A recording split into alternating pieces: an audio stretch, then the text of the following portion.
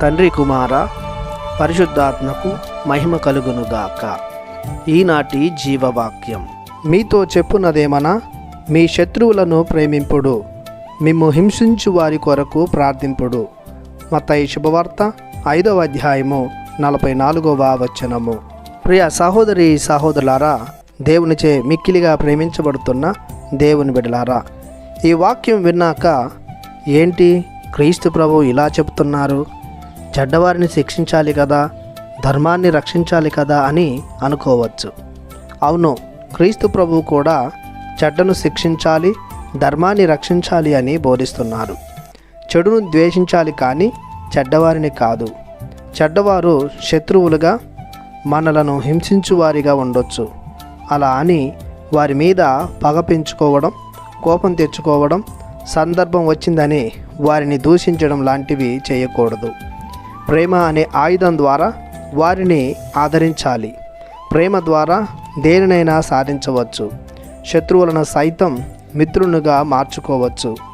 అందుకే ప్రతి ఒక్కరూ ప్రేమతో శత్రువును సైతం గెలుచుకోమని క్రీస్తు ప్రేమను ఆయుధముగా ఇస్తూ ఉన్నారు. అంతేకాదు, ప్రార్థనా శక్తిని కూడా మనకు ఒక భరోసాగా ప్రభువు అందిస్తున్నాడు.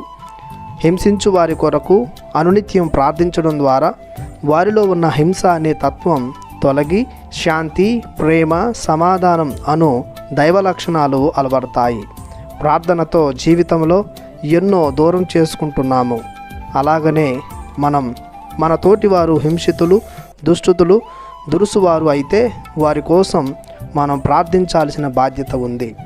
వారి కోసం ప్రార్థించడం అనేది మన సోదర ప్రేమను వ్యక్తపరుస్తుంది. కాబట్టి ప్రభువు ఆదేశిస్తున్నట్లు మన శత్రువులను ప్రేమించుదాం. మనలను హింసించు వారి కోసం నిత్యము ప్రార్థించుదము. పవిత్రుడైన మా తండ్రి, మీ అనలేని కృపకు వందనాలు చెల్లిస్తున్నాము. మానవాళి తెగించి చెయ్యలేని కార్యాన్ని ధైర్యంగా చేయాలని మాకు బోధించారు. మేము మంచి హృదయంతో, నిర్మల మనస్సులతో మీ వాక్కునే వేదవాక్కుగా ధరించి మా శత్రువులను ప్రేమిస్తూ మమ్ము హింసించు వారి కొరకు ప్రార్థించే శక్తిని, ధైర్యాన్ని, జ్ఞానాన్ని మాకు దయచేయమని మీ పరిశుద్ధ నామంలో ప్రార్థిస్తున్నాము తండ్రి. ఆమెన్. దేవుడు మిమ్ము దీవించునుగాక. ఆమెన్.